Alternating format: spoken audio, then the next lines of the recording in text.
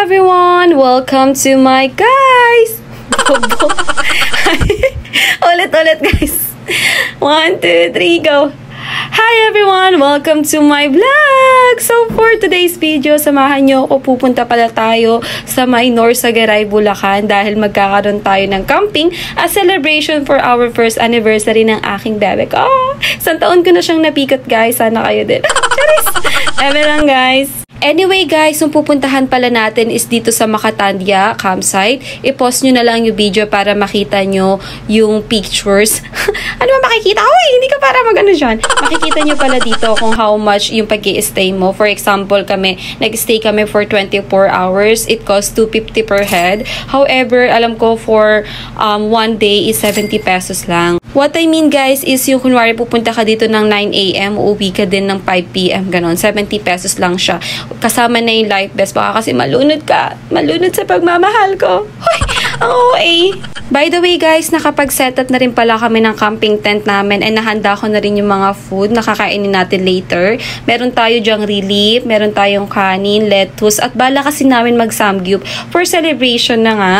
Ano ba? Ang kulit nyo kasi. Ano ba for first anniversary to? Pogsh! And kung nagtatanong kayo dito, pre-pitching pala to, so walang bayad kapag nagtayo kayo ng tent. However, if magte-tent kayo guys, sumanap kayo ng medyo maayos-ayos na pagtatayo ng tent kasi medyo mabato-bato, so hindi kayo makakatulog na maayos, masakit sa likod like me. If kaya nyo naman, carry nyo naman, go lang. After namin makapag-ayos ng lahat, nagluto na muna kami dito, nagsaing kami ng kanin, medyo hilaw lang yan guys, wag nyo kami, bash!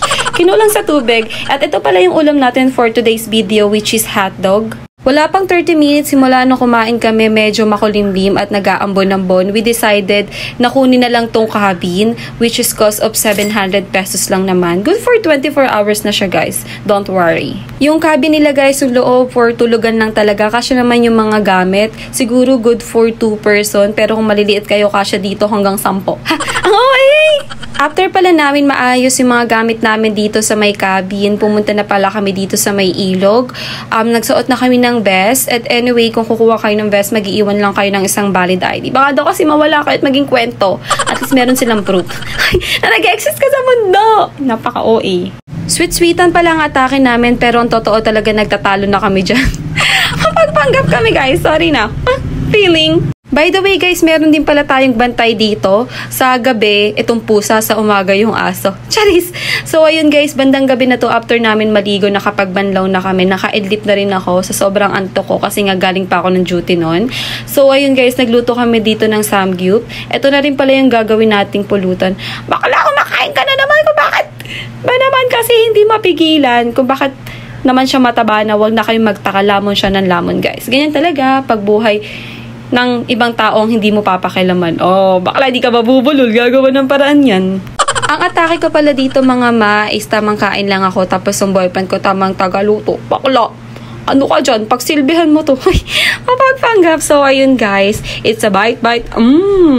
So after pala namin kumain dito, medyo nag-chill lang kami ng kaunti. Tapos kinabukasan, umaga na. Maaga ako nagising. Napaka-morning person ko talaga. Mapagpanggap. Pero yung trabaho puyatan. So, tumambay kami dito sa may ilog para antayin yung bukang liwayway. Bukang liwayway. Bala kayo dyan. Basta yun. Yung mag-set na yung araw. Tapos, ayun guys, inantay na nga namin. Meron nagkakaroon ng fog. Natural bakla. Hamog talaga yan. Umaga yan eh. Maya nagluto na rin pala kami, nagsaing na kami dito, nagluto kami ng itlog na walang asin. Very healthy. Tapos sinamahan na rin pala namin netong tocino from Bossing. Bossing, baka naman. Ang feeling. Tapos after pala namin magbanlaw guys, nagluto. Ay, bakla, kumain na, tapos na yung niluto. So, sinet up na rin pala namin dito yung mga dadalihin namin pa uwi. Kasi pa uwi na kami, be. Back to reality na kami. Yun lang. Thank you so much, Macatandya campsite. And by the way, guys, dalawa lang pala kami dito. So, sulit na sulit. Bawal lang maingay. Yun lang, guys. Bye! Mwah!